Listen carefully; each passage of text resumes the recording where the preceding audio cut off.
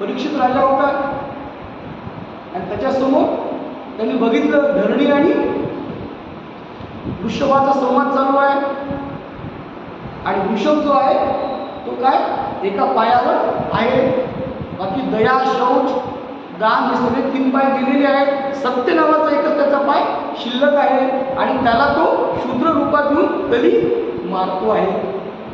मारत असताना त्या कलीला त्याच्या आटोक्यात होता, त्याला तो मारण्यासाठी प्रत्येकच्या ओढली बाण तयार केला, पण कलीला मारू शकला नाही. कारण त्याच्या सत्यवानपणातच, त्याच्या धीरवानपणातच, त्याच्या त्या धैर्यातच काम वासना काय जाऊन बसली आणि कलेनी विनवणी केल्यानंतर त्याला आधी 5 ठिकाणं दिले, नंतर 5 ठिकाणं पुन्हा आणखी निवासस्थान म्हणून दिले. फक्त एक तंबी देऊन झोपा झाला की पुन्हा मात्र इकडे येऊ नकोस.